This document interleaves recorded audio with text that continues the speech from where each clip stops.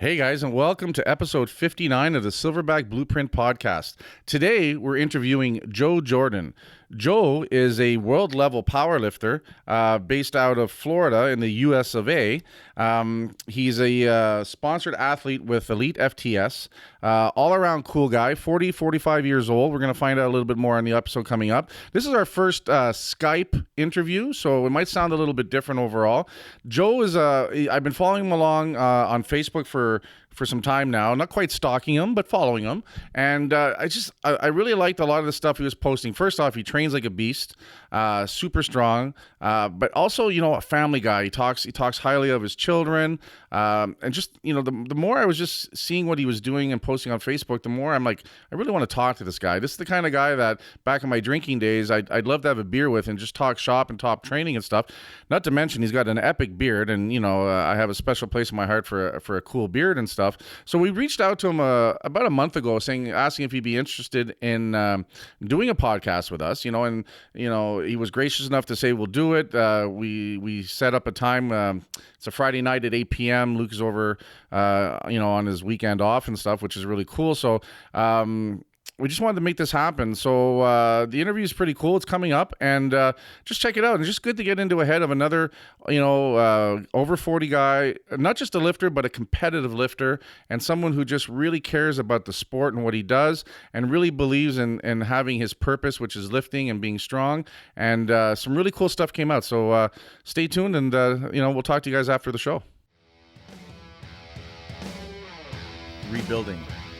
The catastrophic failure, a new start, physically, mentally, our careers, our businesses, step back, first step, next step. The driver in me just wants to get it done tomorrow. We'll do this, do that, let's move this, where are we at with this? If you build some confidence, build some self-esteem, start to feel better about yourself. The Silverback Blueprint Podcast, a show for men over 40. We focus on getting stronger, staying motivated, building discipline, creating a community, and becoming truly happy. How old are you now, Jo? What's going on there? I'm 44. Okay. So my birthday's in August, so it's creeping up on me soon to turn 45. Okay. And let's see, I started weightlifting when I was 12. Okay. It's just something to do with my uncle, and I was like most people, you kind of start weight training whenever you're getting picked on a little bit, and you want to get bigger and stronger, and a little bit more intimidating, so people don't mess with you as much. That's right. And then it kind of went into for football. Okay. So I did that to try and be stronger for football, and then it just you get into the weightlifting magazines like the Iron Man and the Flex and all that stuff. So of course you're like, you know what, I want to be big, I want to be strong. Yeah. So then it just kind of progressed from there. Awesome. What?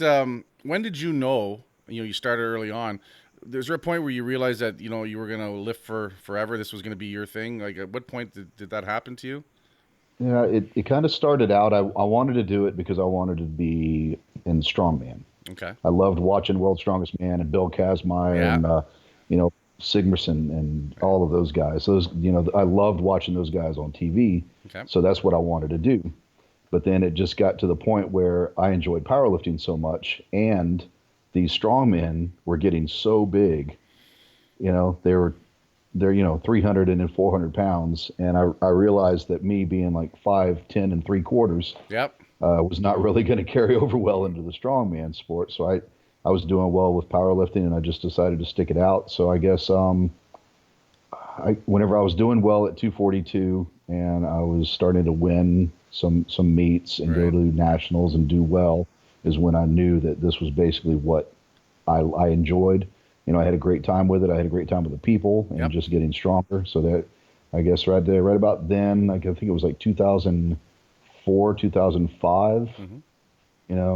I think that's whenever I did the AWPC Worlds and won that, is whenever I knew that I wanted to do this as long as possible. That's fantastic, man. What what do you do as far as a career, and how has that impacted your lifting? Is that ever gotten in the way, or is it something? Right now, I'm a stay-at-home dad. Okay. So if anything, it helps, because when my girls are at school, then I'm able to train whenever I need to, okay, and however long I need to, as long as I'm at home by the time they get home. How old are the girls now? My oldest is 16, and then I've got a 13 and then an 8. Okay, cool. So they definitely keep me busy. Mine are 14 and 16, and always having my own business, I've always been able to drive them in the morning to school since they were little, pick them up, take them wherever and stuff like that. So it's a gift. I think it's really important to have. No, it is. It makes a big difference, you know. And I think especially go ahead. as men, right? We get to be really dialed in with our kids and stuff. You know, my wife has a very good job with the government, and you know, from the first day we started dating, she would travel, and we're up here in Canada, so she would leave. You know, our house, and she was on a file in the northern part of Canada.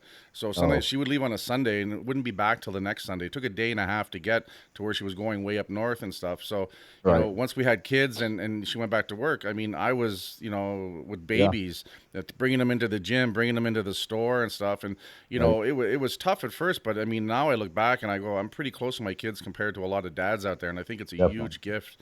And I think nowadays, I think that influence is important, especially with girls and their dads. I think it's super important and stuff like that. It's like y'all had basically the stereotypical kind of a role reversal, you know, where, you know, the mom's off working and the dad's at home. Yeah. You know, so it was kind of the same way with me, because my wife is being a veterinarian. She was away, or she has her own business, so she was coming home like 7, 8 o'clock at night. Yeah.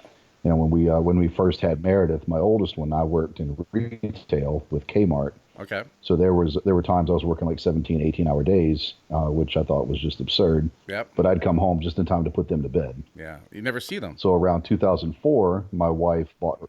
No, I didn't, and it was horrible. I absolutely hated it. You know, there was like a three-day span I didn't see them at all, because I'd come home when they were already in bed, and I'd already be up the next morning going to work before they got up. Yeah. So I hated that. So in 2004, when she bought her own business, which allowed me to be a stay-at-home dad, you know, I jumped at the opportunity. So that was like 7-year span there that I was a stay-at-home dad.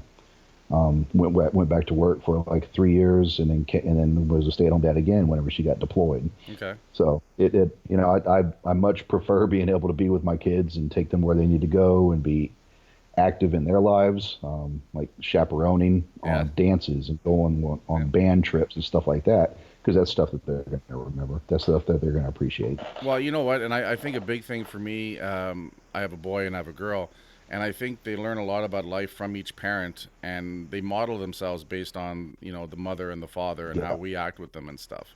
And I think it's super important. In coaching, I can tell usually within minutes when a kid has had it comes from a family where there's no dad. There's just a difference in how they are. It doesn't mean good or bad. There's just a difference. When there's a strong male figure and stuff, I think it's so important. And strong, obviously, it's great that we're big powerlifter, strong guys. That doesn't hurt. But I mean strong of character and strong of, you know, teaching our kids how to be loved in the right way, I think is super important. So, and that's one thing I noticed with a lot, you know, when I first started just seeing you on Facebook, a lot of your posts, you talked about family stuff, and your kids and your wife as much as you did about training. And I really, to me, that was important. Like that struck a chord with me. I think that's a great balance. And, I just love seeing that, you know. Kind of thing. They mean the world to me, man. They really do. And you know what? And it goes fast. You know what I mean? Like, I remember, you know, holding them when they were little in my hands, and you know, 16, the boys driving, and my daughter's playing more and more sports. And in a couple more years, dude, we're not going to see much of them anymore. You know, and it goes by really quick. That's what I keep thinking that, because your son too is a junior in high school. Yeah, I agree. He just went senior, I think, this year. Oh, did he really? Yeah. Okay. Yeah, he's in grade 11. See, that's 12. She's a junior now, so she's going to be a senior. So I'm like, I've got one more year before she's away in college. Yeah. And it's killing me. Yeah, it's scary. I'm trying to spend as much time with her as I can. Yeah. And sometimes I feel like I'm kind of smothering her, so I have to give her some space. You know what? And it's okay. And I think at the end of the day, you know, I think they get it. And I think with nowadays, when they see a lot of the other families and broken families and stuff like that, I think kids would much rather be smothered by their parents a little bit than you just not have that love, right? And I think that's a big thing. It is. So what's really cool, obviously, now is that I liked also what you said earlier, is that, you know, you've got your day for your training, and that makes a lot of sense now, because I see a lot of your posts happening around 10, 11, 12 o'clock during the day and stuff. So, you know, that's got to be phenomenal for an athlete. No, it is. You know, it's the time constraints aren't really there. so you can spend a little bit more time on what you need to do. Or if you've just got kind of like an off day, you can spend a little bit more time talking with your buddies if you need to. Well, and you don't have the crowded gym to deal with and all that stuff too, no, right? not at all. No, I mean, with Orlando Barbell being a smaller gym, and it's kind of built around powerlifting, it's a lot more crowded in the evening, as most gyms are, because obviously that's whenever people are off or out of school. So during the day, where it does work in my benefit, where it's not crowded, it does make it difficult to find spotters and training partners. For sure. Yes. So that's been the most difficult thing I've had, especially in the last couple of meets that I've trained for. I have to actually put out posts to the team, asking for people to come in on Sunday to help me. Otherwise, I'm trying to train heavy, and I've only got like maybe 2 people to spot me. So I've got one guy to run the rack and somebody to back spot me. Well, and the other thing too, I noticed that you're what they call a geared lifter, right? So you're using the squat suits and stuff like that. And I've been a raw bencher forever. I did 3 years of multiply benching, and the one thing I found difficult was specifically that you needed people to handle you. You just can't go and that kind of thing. So I live in Ottawa. And I would go on Friday nights. I would drive to Montreal, so that would be about almost 2 hours one way. Because there was a small powerlifting gym there that they were all shirt benchers, and so I took it as, hey, this is my time of the week just to be a dude in a gym and not worry about anything else. But because you have to get in there and you get handled and handoffs. But I'll be telling you, there'd be times I'd be coming back from there, like 12 o'clock at night, just mentally drained and feel like I've been drinking all night because your nervous system is just gone, right? But I did that for like 2 years, really learning, trying to master that bench shirt, and it was an endeavor. And when someone asked me the big difference between raw and equipped lifting, I go, it's a team, really. Yeah, because no, it really is. There's so much happening there, right? And the setups and stuff. And obviously, I guess they're going to come to you when they help you out when you're getting closer to a meet. Right? Oh yeah, it's really good that way. Have you ever lifted raw? Have you always done geared lifting? What are your thoughts on those 2 camps? The only I've done 1 meet raw in my entire career, if you will. And that was my very first one. It was when I was just getting into powerlifting, didn't really know much about it. So as I'm doing this meet, I see these guys putting on bench shirts and stuff, and I had no idea what they were. But I was intrigued. I wanted to know more because hell, they're lifting more weight. That's the kind of the goal of powerlifting. So that I did that meet raw, and then we ended up moving to the Caribbean for a couple of years, and down there's no geared lifting either. So it was pretty much just raw training for, I guess, up until 2001 when I did my first geared meet, and then it was like single ply. Yep. And it was the Inzer champion suit. Right. So it's like the Titan power suit nowadays. That's how it was. So and then it just progressed there. I did single ply for a long time because I wanted to try and stay as close to raw as I could at that point in time, and then I just got tired of getting my butt kicked. So I was competing against guys in multiply gear. Okay, yeah. And I just couldn't keep up. Right. As much as I tried, I just couldn't. Well, there's a world of difference, obviously, from raw to single ply to multiply. Yeah. That kind of thing, right? Is. And it is. What and it's funny because for me with lifting, I love lifting. I love benching heavy. I'm a bench only guy. I never got into the other lifts.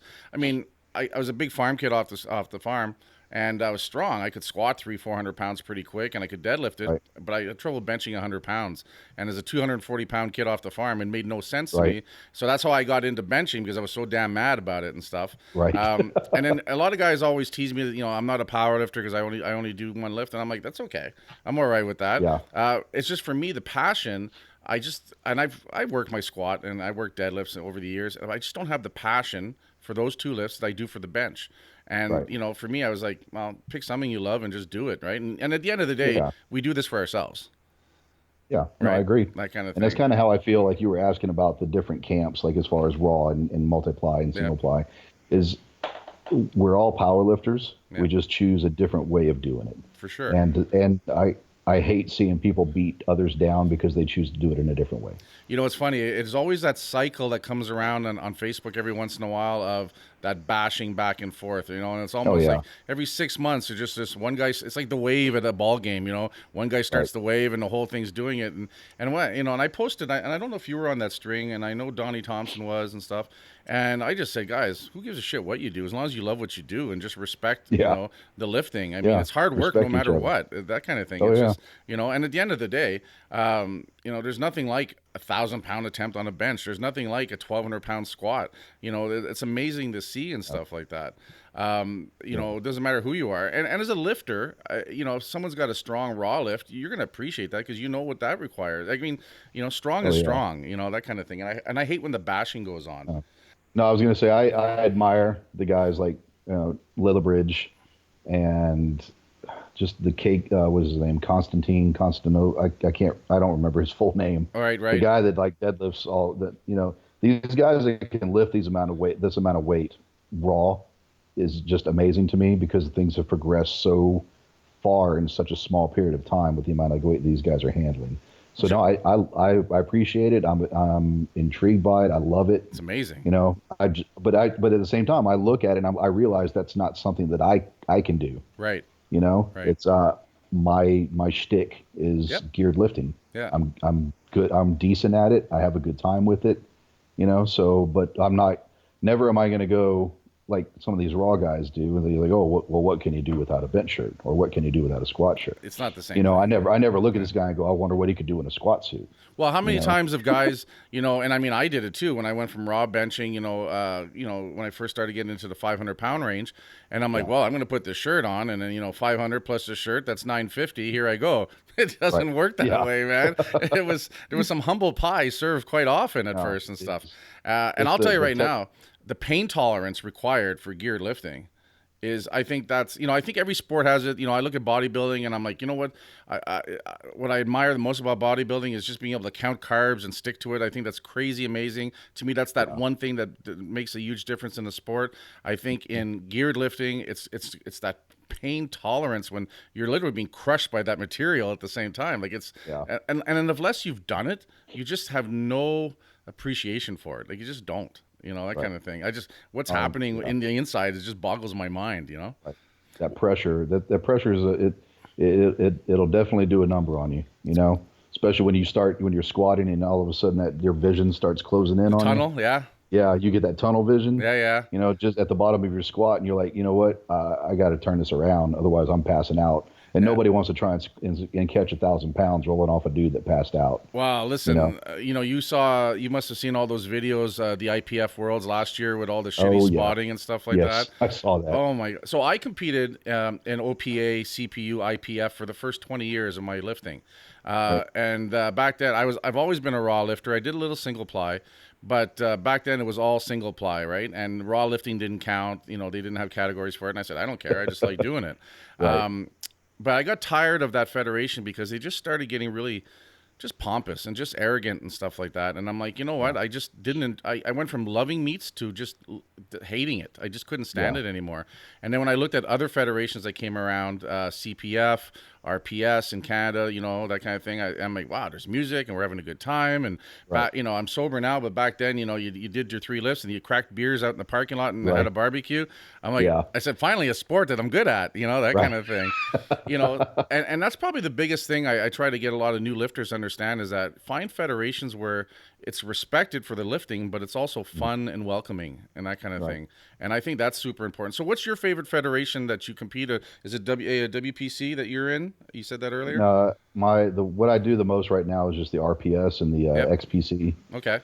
So, I mean, down here in Florida, AAPF is very dominant. Okay. I do a lot of judging and announcing for those meets. I think USPA just started down here, but right now the 2 most dominant ones are APF and RPS. Okay. Well, and getting to hang out with Gene, Mr. 1,000-pound bencher, is not too bad.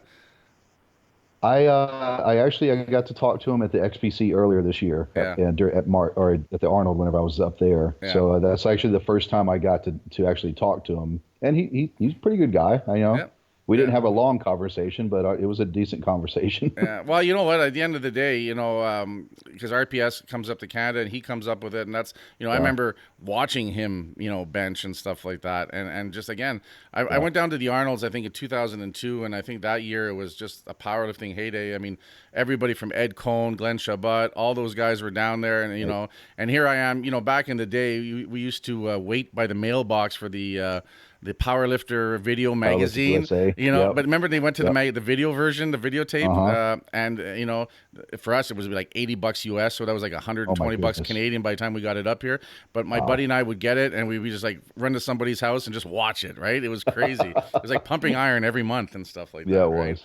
was. So it's just really cool to be around it this long, and like you said earlier, it's pretty crazy where the lifts have all gone. Like everybody benches 500 raw now. Everybody squats 750 raw now. Like, I mean, everyone's squatting 1,100 pounds in a suit. Like, it's just, and back when, I started, I'm sure the same with you. I mean, if you heard about a guy who had a 450 pound bench or a 600 pound squat, you're like, oh my God, let's go see that guy. Yeah, it was rare. So I don't know. I saw something this last weekend that amazed me. There's a guy, I can't remember his name for the life of me, but he lifts at 165 pounds.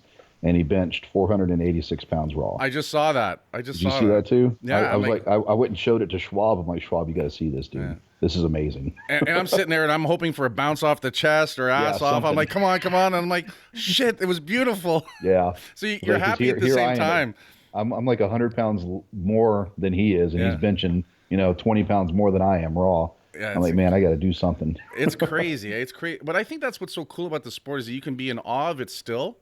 While you're going through it and appreciate the strength, but still also be driven in your own goals. Mm-hmm. Right. And I think that's it definitely really cool. pushes you. What do you find, in the last 10 years of training? So, from 34 to 44, you said you're stronger now than ever and stuff like that. Mm-hmm. But what are some of the things you've had to overcome just as a guy getting older with life, with lifting? Like what are some of the roadblocks you've run into that you've overcome? Because that's something I like to also share with the people that listen to the podcast is that we're all going to run into shit and we all have things that we have to overcome. And it's not easy because it's Jo Jordan. Do you know what I mean? No, a lot of the stuff it came in like a 4-year span where I had a lot of surgeries and injuries that I had to overcome. Okay. So there was my left elbow. I had like six bone spurs taken out of my left elbow and had it cleaned out. So my left arm doesn't extend all the way. It's it doesn't have full range of motion. Let's see. I had a herniated disc at L5S1 that I had to get repaired because I lost feeling in my left foot. Then I had a tore the supraspinatus tendon in my left shoulder. Jesus. So I had to get that one reattached and had anchors put in. And then just recently, after the XPC, I found out I had a herniated disc at T1, T2. So I had to have surgery on that, I guess, in April or early May. So I lost feeling in my right hand. I remember that post that you were going in for the operation and stuff. Yeah. So what's it been like coming back from that stuff? Like, just kind of monotonous, really. It's because you're doing it over and over again. You kind of just get tired of the process of it. The rebuilding, the rehabbing and stuff. Yeah, it's like you're kind of starting over from scratch. Not so much from scratch, but because muscle memory is amazing. Yeah. But like whenever I came back from my shoulder surgery, I started out benching 95 pounds, and it hurt and it was heavy. It's a courageous like patience. I remember. Yes. Yeah. The patient, and I don't have a lot of patience at all. So I think it was the first day I went back in, I unracked 95 pounds and I almost put it back in the rack because it felt that heavy to me. I'm like, I really don't want to do this. Yep. So it's just, it's painful. It's like my wife would have to talk me into keeping going at times, because I'd come home and I'm covered in ice and I'm taking Celebrex and Tramadol and just all kinds of stuff trying to get through it. So this one with the back surgery I just went through, I feel like I'm recovering quicker from it than I have any other ones. Okay. At least with my squat and deadlift, my bench press is really lagging behind, and I think it's because every time I lay on the bench, it's right on the surgery site. So anytime I try to arch and get up on my traps, it's sitting right there on that T1, T2 area. So a lot of these injuries, are they just time into training? Are they just the usage, that kind of stuff of just the heavy weights and stuff? Or it's I think a lot of it had to do with me not training smart whenever I first started. I didn't know, or I wouldn't say I didn't know. I just didn't care, about deloads. I didn't care about accessories and stuff like that. Everything was heavy all the time. I think the other thing that's changed a lot too is that there is more knowledge available. Right. Oh yeah, So we by know far. that you have to deload for the nervous system and the joints and the ligaments. We know that you've got to, we call it assistance, body, whatever you call it. We know we have to be better balanced as lifters, right? I deadlift, even though I don't compete Yes. in it, because I know it helps me Yeah. being a better bencher and a healthier balance and stuff. Right. So I think that's probably some of the cool stuff that's come. And it, with an injury or two, it sometimes usually drives it into our thick skulls as well, that we need to be better balanced and stuff. Why would you? Yes. So one thing you said that was really cool that I picked up on, and I'd like to explore further, is how you said your wife talked to you and to keep going and stuff like that. That's Yeah. pretty cool overall. Why do you think Yeah. that? Why do you think that is? Is this because it's who you are, what makes you happy, or she's just awesome, or a bit of what do you think? I think she's awesome. I think a lot of it also has to do with because she knows how much I love it. Yeah. And she doesn't want me to give that up, and she doesn't want to listen to me bitch and moan about not being able to do it anymore. Yeah, absolutely. So I think it was a combination of all of those. But there was a time, especially after hurting my lower back, and I had a setback. I guess about maybe 8 to 9 weeks after, like I did something, and it re-aggravated my lower back to where, like I had dropped foot in my left leg and everything again.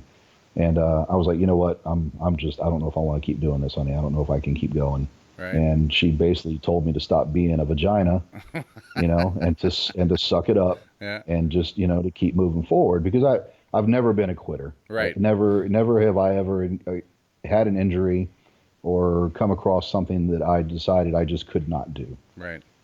So the fact that I was saying that to her, really, it made her angry. Right. That I had come to that point where I was thinking about stopping or quitting, and she just hated to see that I had actually even said that.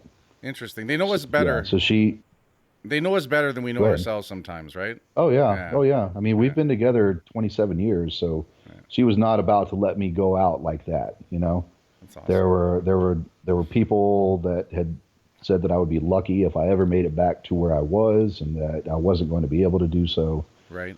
So whenever I was actually able to make it back and squat a grand, Yeah. just being able to do that, was a huge accomplishment. And I think it's a huge fundamental. I've married a very strong woman as well. She's 5 foot awesome, as I call her, and I'm still scared of her to this day, which is good, because without her I'd be a degenerate doing something stupid. But it's when they We truly. got a lot in common. I think so. We do, 5'1". brother. My wife's 5'1", dude, and I'm Yeah. still scared of her Yeah, too. it's just they know, man. Yeah. But having that support, I think, is super important, and knowing that it's, I'm going to live forever, you're going to live forever. Owning a gym, I can tell within the first 2 or 3 weeks if I'm going to see this guy or girl back in a week or for the next 20 years. You just know, you know what I mean? Yeah, definitely. The other thing too is I think it's very much on point, and we were just talking about this in an earlier podcast, is having a purpose. Right. And I think that's one thing, at 44 and I'm at 49, when I look around and I look at other guys and I see guys that are lost, that are struggling, I find it's because they don't have a purpose, and it's not about world peace, unless that's your thing. I don't give a shit about that. But I mean, something that's you, though, something that makes you, that is your identity. It's who you are. And it gives you that, just gives you that thickness, as I like to call it. There's something to you, that kind of thing. And there's nothing worse. And I'm sure you get it. You'll talk to some guy who's around the same age as you and I are, and he'd be like, oh, yeah, but, you're not as strong as you used to be. And I'm like, well, actually, motherfucker, I'm stronger than ever, But they don't want to believe it, because I think maybe they feel that if they admit it, then they admit that they're being vaginas themselves and not doing anything. How do you find that? I've talked to numerous people that are like, oh, well, I'm 45 years old. I'm like, I'm 44. Yeah. Oh, and you still lift? Oh, yeah. I lift a lot, dude. Yeah, huge. I was like, it's all in your head. Oh, well, I've got bad knees. I got bad knees. Yeah. Oh, well, I've had surgery. I've had 5 of them. Yeah. I was like, I don't know where you're going with this, dude. But well, you're not going to win. Yes. Sorry. No, you can't have any candy right now. I'm sorry, Haas. That's awesome, brother. I love it. Sorry. because she's still trying to eat on her Halloween candy. I got my son is 16 and he had a hockey practice tonight, and he comes into my room and he goes, "Yeah, I'm not going to practice tonight." So first off, I'm like, "Well, why?" He goes, "Well, I want to go to my friend's house. There's a girl there." I'm like, "Well, first off, you're going to your practice tonight because you commit to a team. That's just the way it works." And then I said, "I'll drop you off at your friend's house, right?" And he said, "If you don't go to the practice, you're not going anywhere." Right? Yeah. So it's you can funny. stay home and read or something. You can stay home and just look at me, that kind of thing. So it's just parenting never stops, man. It never stops. No. It's fantastic. But I think that's the other thing too, is I try to explain to guys is that I get up some days and I'm sore, but you know what? At 49 years old, I'm going to get up and be sore from something anyway. Yeah. So why not be sore from something? What's that saying? If I ever wake up and something doesn't hurt, I'm going to think I'm dead. Exactly. Exactly. And because it's the same thing, dude. I wake up and I sit there on the edge of my bed and wiggle my toes and everything, trying to get the pain in my feet to go away before I stand up. Yeah. For me, after all these years of benching and stuff like that, it takes probably 30, 40 minutes for my hands are not a little tingly, numb in the morning and stuff like that. Yep. But just that's part of it. That's just a checklist while I'm having to dump in the morning anyway, so it's all good. Yeah. So what are some of your training goals going on now? So, you said are you getting ready for a meet, or you just finished one? Where are we at with that? This, let's see, next week or this coming week, I start training for the XPCs next year. This March 4th at the Arnold. Okay. So I'm going to start training for that. But that's really the only thing I had planned at all to do after my surgery. Is I just focused on everything on just doing that meet and being able to come back to do that meet at what level I think I'm able to do it at. So do you have an idea what numbers you want to hit for that? Is it too early to say, or? Well, I'd like let's see, my best right now is the 1,015 squat. Okay. But so my goal is anywhere from 1,040 to 1,050. Okay. Because I gave 1,040 a ride, but I cut it at the last meet, which really irritated me because I stood up with it. So I figure if I would have gone another inch, it wouldn't have made much of a difference. I should have still been able to stand up with it. Okay. So that's my goal for squat. Bench press. I've been wanting to bench 700 for so long.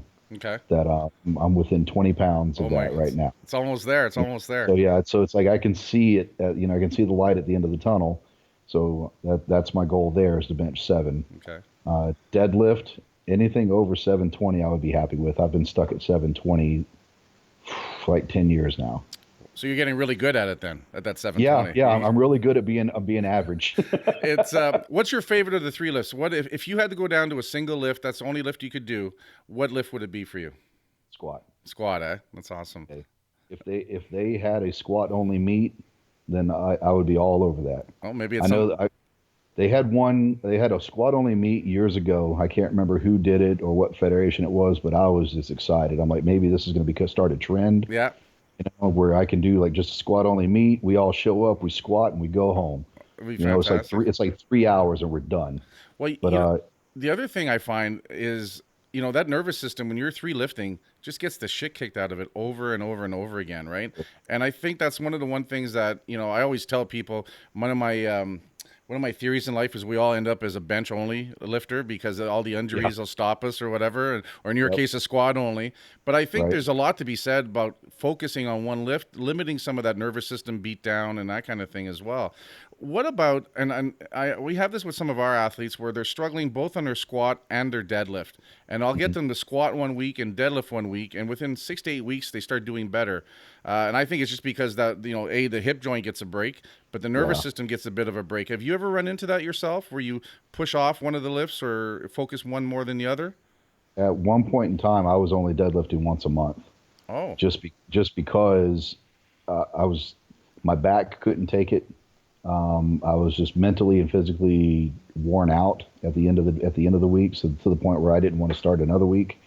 So what I would do is on my deadlift day, my quote unquote deadlift day, it was just all accessory work that focused on the muscles that were being used for deadlift. Okay. Yeah. So pull throughs, sled drags, anything with like some kind of a hip movement. The hip chain. I would even do like front squats, something like that, to where as long as I'm just not deadlifting. And how did that? What did you get out of that? What did you feel? Well, that was the meet where I pulled, or I stood up with 730 and then lost it at the top. So I was that close to a PR, and then it peeled out of my left hand. Wow. So it did what I did well there, just from the limited amount of deadlifting, I actually made progress with it, but me being an idiot, the next meet I did, I'm like, you know what, I'm going to try deadlifting more often. Right. So I started doing more, what do you call it? Or what do you call it? See, I lost the word now. Basically, I was doing a lot of chain and band pulls. Okay. All right. All right. So I was doing. Sorry, go ahead. See, you can't think of it either. I know. That's why I almost had it. And I think there's about like a 2-second delay between us, right? With the Skyping. This is like the longest Skype conversation I've ever had that wasn't from someone from the IRS from India. So it's, well, I'll take that as a compliment then. Yeah, it is. It is. So going to that then, what do you, and so I know you're with EliteFTS, right? Yeah. Dave Tate and those guys. And, I have a tremendous amount of respect for Dave and what he's doing and that kind of stuff. I have my own company up here, Hostile Gear. We have some of our own wraps and stuff. And, we're doing our thing. But, I just love what he's built and the culture and he's got, just phenomenal lifters like you guys, as part of, that whole EliteFTS and stuff. Do they help you with some of your training? Is there feedback with that? Do you bounce ideas off those guys? How does that work for you?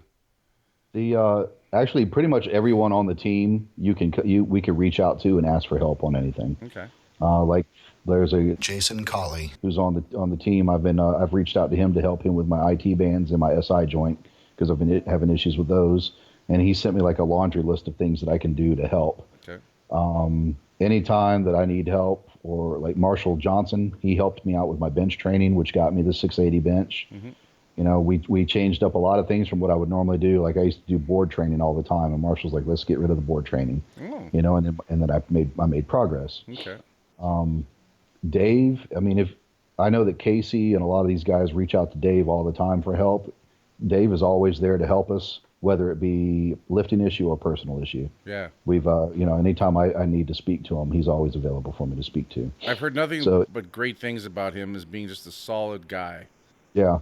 I've been with Elite now for almost 11 years, and I've got nothing but mad respect for the guy. That's good. He's fun to talk to. He's great with stories. Like if he sees something that you're doing wrong, he's not afraid to let you know. Mm-hmm. Even though I've been lifting for 20 years, I still have a lot of shit to learn. So he'll pull me aside and he's like, I noticed this. You may want to do this. So he's always there to help out. It really helps having guys like Matt Winning come around. Ed Cohen's been there. Yeah. JL Holdsworth, I love that dude. Yeah. That guy is crazy smart, strong, and he's always got a story. There's so much, going back to, there's so much more knowledge now. There's so many super smart lifters and super smart guys out there now that, I've learned a lot, you've learned a lot, but I think the other thing for me is there's always more to learn. There's always other things to try. And I think that's super important. And that's probably the battle with the 18-year-old inside us that just wants to go back to, hey, this works. This got me this far, so why change it? Whereas if we can make some changes and I talk to people, especially about the powerlifting, it's a journey. It's a lifelong thing and stuff. And, personally, I want to break 600 raw and I'm on the doorstep. But I know the moment I'm hitting it, I'll be thinking about 625. I mean, I finally broke 550 in April at RPS and, it was my second attempt, and I almost hit a 565 on my third attempt, and it was because it didn't matter. I was just, awesome. And that kind of thing. But at the same token, as I was doing it, I was thinking 600. I think that's the addiction to powerlifting as well, right? We're never happy with what we've got. We want more and stuff, right? So I think there's always another number, man. Always. The trick is not to be satisfied. Absolutely. When you become satisfied, you become complacent. That's when you stop making progress. How do you handle things? Like, do you do an off season? It kind of sounds like some of it was kind of forced on you with the injuries to have off seasons. Yeah. But now that you're better and you're coming back and you're getting ready for, that March meet, do you see yourself doing more of an off season, on season, or do you already do something like that? I do a lot of, I hate to say it because I'm a gear whore, but I do a lot of raw training when I don't have a meet in sight. Okay. So I focus a lot more on raw strength, whether it be squatting or deadlifting, but I don't know if I've ever really considered it an off season. It's just I'm just preparing for the next one. Switching up just some of the training. Yeah, it's just I train. I changed the way that I train, but it's never really an off season because you've always got something in mind. Whether it be because another one of my goals is to be able to bench 500 raw by the time I retire. No, that's an interesting word. Retire. What does that look like for you? What is that? I don't. I really. It's. I don't know. It's hard for me to talk about because it's not.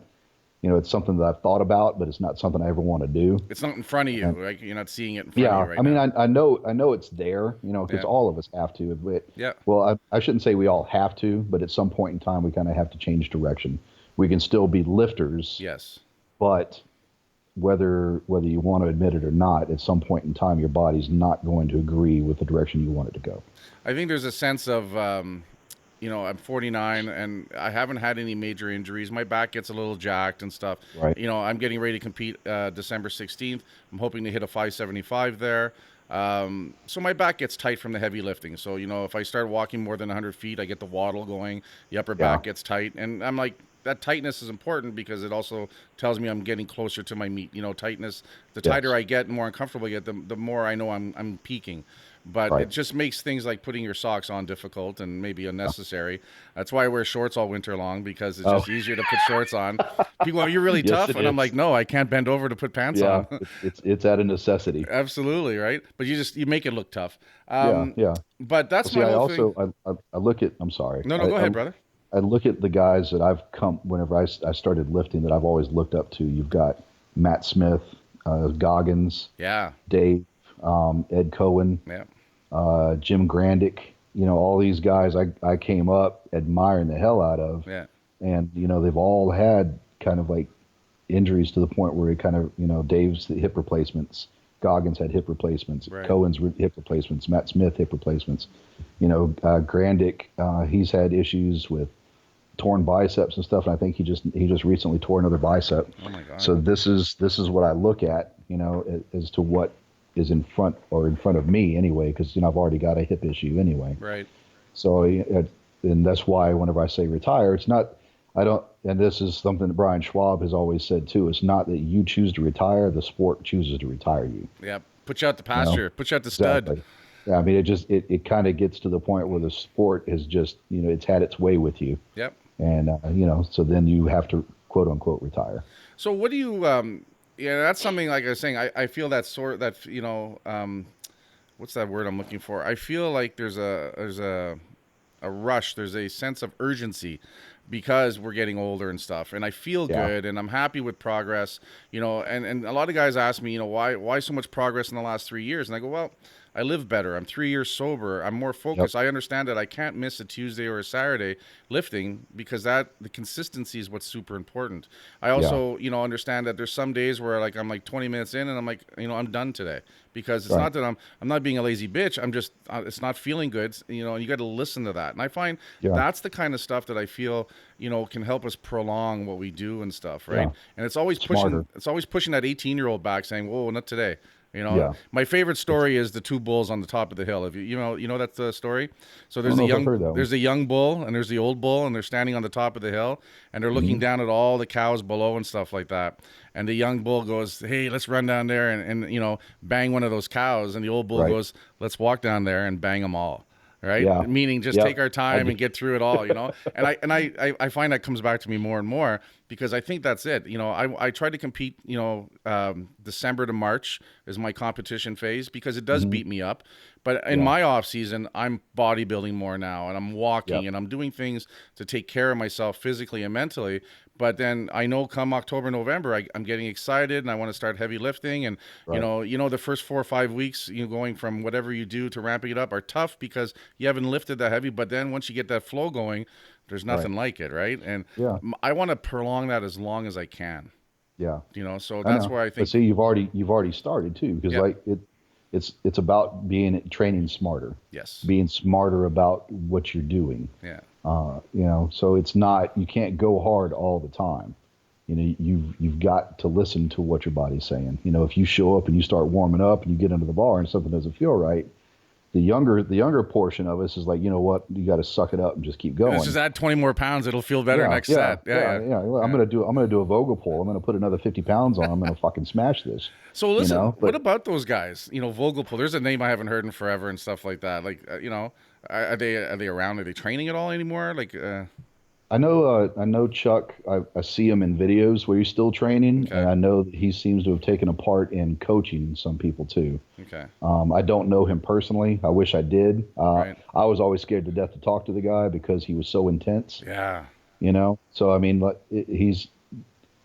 I remember one of the first meets I ever did where he did the meet. We went down for breakfast, and he was sitting at a table by himself, and my buddy was like, "Let's go talk to him." I'm like, "Oh hell no." I was like, look at the way he's eating. He was like over his plate, like it was like the last amount of food this man was going to ever get.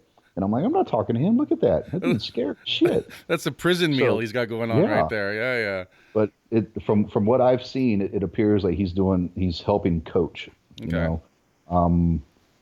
I think he's been working. He's helped with Coker. Okay. And it's another guy at Westside. I feel bad. I can't remember his name right off, but he's been doing really well lately too. And I've seen something. I've seen like Chuck off to the side helping with that too. So I mean, it seems like I know Goggins. Goggins is helping a lot of people on his team. He's doing a lot of coaching, online coaching and coaching and stuff. I see that. Yeah. Do you see that something for yourself? To be honest, it's something that I've started doing, not the gym, but just coaching. Mm-hmm. And right now, I absolutely love coaching more than I do even training. Cool. The whole idea, the motto of EliteFTS with the live, learn, pass on. Yep. It's something that I'm really kind of living right now. Beautiful. I've been doing this for so long, and I've learned a lot that now I've got these younger people coming in that are new to the sport and hungry to learn. And, I just happen to be there and I'm able to help them. So, and people are reaching out to me, asking me for help with training online and doing coaching and stuff like that. So it's something that I'm trying to kind of, I guess, get my feet wet a little bit with it and see how it goes. But I know in the gym, I absolutely love it. I love working with these kids or just anybody that chooses to come and train with us at any point in time. We'll have people that come on vacation and they'll say, "Hey, Joe, can I come train with you?" I'm like, "Fuck yeah, let's go. Let's come on in. Let's train." So I love it. I enjoy it very much. So it's something that I think I could, I would like to do. Yes. I think for me, because we have our own facility and we do coaching and stuff, and I love spreading the word of the sport. I love the sport, and I'm blessed to be able to do it as a business as well as a passion. I have a hard time though, and we'll see what you think about this. Is that everybody now is coaching powerlifting. Yeah. And there's all kinds of, because I run meets, I'll see these guys and girls coming in being handled by their coaches who've never competed, and I don't care about, if you're the strongest guy, that's a factor. But I mean, if you've never competed and, up here we have a couple of big chains of gyms, and, that personal trainer all of a sudden has a client for powerlifting. And I'm like, what I've never even seen you at an event in the last 25 years. And now this person is, it's not, I don't blame the client because the trainer's like, yeah, I'll train you for that. And they do horribly, and I'm not even upset about what they lift. I'm just saying they don't get commands, they don't get set up, all these things that you should have mastered before you get to your first meet. And what do you think about that? What do you see out there?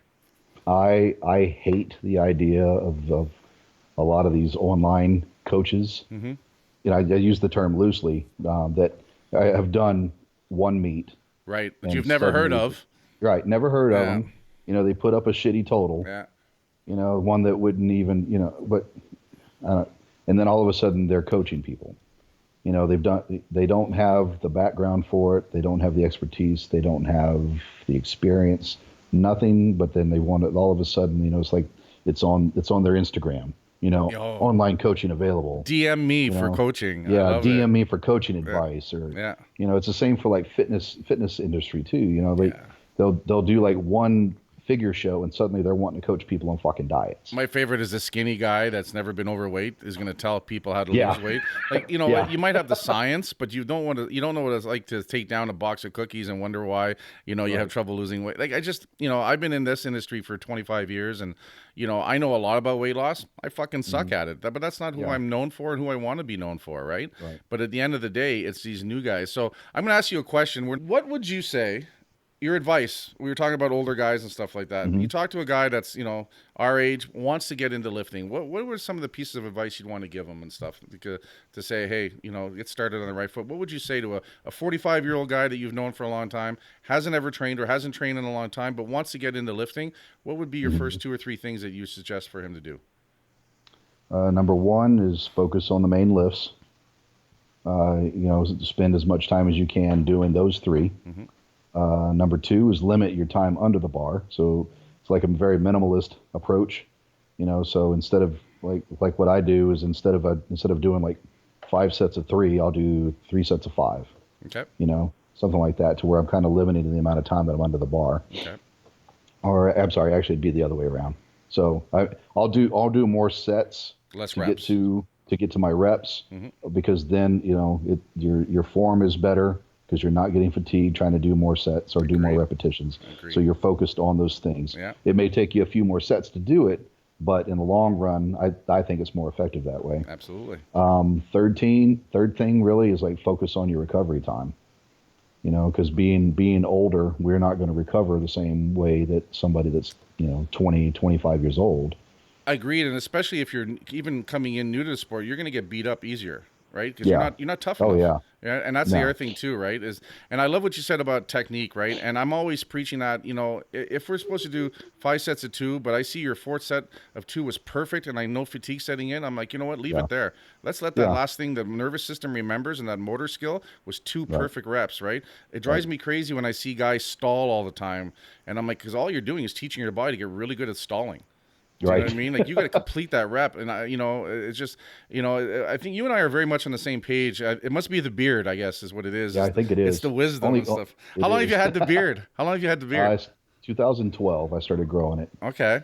So it hasn't been too long, and you know, but it's gotten a lot grayer or whiter over these last couple of years. I think it comes with the strength, though. I think that's what it is. I've always had a goatee. I've always had the face going, but I guess it's a year now I've been growing mine out and stuff. And how do you feel about the Santa Claus references? When you get hit with those a lot? All the time. Drives me I will have really? It doesn't bother me so much, because I figure there's worse things I could be called. I guess so. You know? I guess so. Yeah. I tell people I'm the angry Santa, though. Yeah. I'll have kids stop in Target or in the mall and point at me. Yeah. You know, and then the parents are like, "I'm so sorry." I'm like, "No, it's okay." Yeah, I don't mind the kids. I don't mind the kids doing it. I was and I was in a bad mood one day, and it doesn't happen often. And I go into this gas station all the time, and I know the guy. And I was in there one day, and he was just going off about the Santa. So the next time I'm in there, he's like, "Hey, Santa," and I'm like, "Hey, underachiever." And, oh wow! And you know what? He doesn't call me Santa anymore, so that worked out, right? So it started when I used to work in a recreation, and there was this kid. That was just a troublemaker, and he came in, and one day he started calling me Santa, and that dude, it pissed me off to no ends, because I'm like, this little shit trying to be a smart ass calling me Santa. Yeah. So you're right. It kind of depends on who says it. Exactly. You know, the kids that say it, I love it. I don't care. You know, friends, I don't care. But if it's some random little shithead that's trying to be a smartass, it does get a little irritating. It's funny, and I love the beard. Like, I love it. I go to a barber every 3 weeks to get it trimmed and stuff like that, right? And you know, I'm the same way with you on top. That's why I have a great collection of hats, that kind of thing. I went to unfortunately a service today. A friend of mine passed away, and no, thank you. It was suicide, and that's why for me this whole working and helping guys over 40 deal with a lot of shit and through training and stuff is important to me.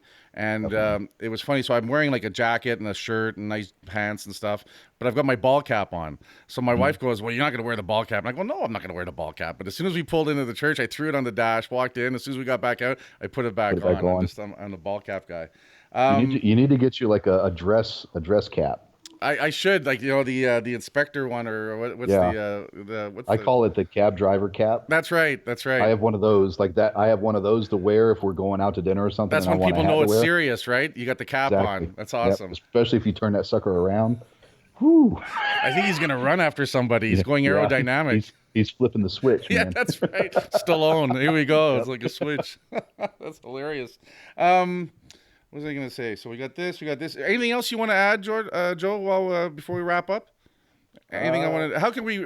What's the best way to get a hold of you? Like, if people do have questions about training, just follow you on your Facebook. We're going to put some show notes on this thing.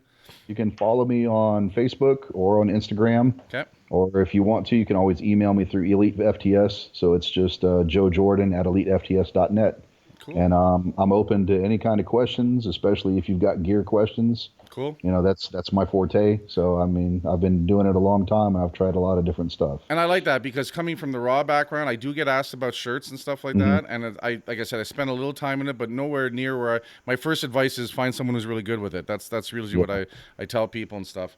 I'm going to get your address after. I'd like to send you a couple of gifts from Hostile Gear. Maybe you can wear them on laundry day when all your elite stuff's in the laundry and stuff like that. It would be an honor, sir. And if ever I'm in the States, I'd love to come down and train with you, man. Yeah, dude. If you want to, let me know. You can stay with us. Okay, that'd be really cool and stuff. And that's something we're looking at doing for 2018. Travel around a bit more and hit gyms and stuff. I have this thing where I want to, I call it Bench 500 everywhere, where I want to go to a whole bunch of different places and bench 500 and stuff. And that'd be cool. We were going to do this 2 years ago when he changed the liner in my pool. We were going to take a bench and put it underwater with 500 pounds and bench it underwater. But I couldn't get a guy to help me with a regulator for underwater breathing and stuff like that because it was going to destroy the pool liner, but we were changing it anyway. So I thought that would have been cool, but again, that 18-year-old doesn't always get to come to the surface, which is probably good and stuff. Joe, listen. What did your wife say to that whenever you came up with that idea? Oh, she just shakes her head and doubles the insurance. You get one of those things. The disappointed wife or disappointed look. Just the Lee Trevino. From Happy Gilmore. From Waterboy. Or Happy Gilmore. Gilmore. It's just like God. Joe, thank you very much. This was awesome. Like I said, I wanted to reach out for a while. I just like what you're doing and stuff, and I think you and I are kind of like kindred spirits that way. And I definitely I want to get down there and hang out with you, and maybe we'll do a follow-up to this down the line somewhere. All right, brother. I look forward to it. It was an honor, man. I had a good time. Thanks, Joe. I appreciate it. Talk to you later. Yeah, man. All right, brother. Guys, listen, that was great. I want to thank Joe for taking the time, on a Friday night. That interview was over an hour long. We covered some really cool stuff. We could have gone on for hours. I felt like I was talking to a longtime buddy. In the show notes below, we've got ways that you can contact Joe and find him on Facebook and follow him and see just the cool stuff. And, dude's walking the walk and talking the talk, and it's fantastic. I really, really enjoyed it. And, Joe, if you're listening, and I know you are listening, I really want to thank you for taking the time out and sharing some of the stuff we talked about. It was really, really cool. It was an honor, and we're definitely going to do it again. And we're going to figure out a time, and I'm going to come down and we're going to work out together down there. So, guys, as always, leave us a 5-star review on iTunes. Either go on to iTunes itself or at the bottom of this episode, if you're listening to us on your iPhone, you can rate us right there. Give us a 5-star and listen, give us a cool review. Don't forget to head over to Hostile Gear and use the code Silverback to get 20% off the latest and greatest. We got some new t-shirts. The F series have dropped again, which is really cool. And we'll talk to you guys later.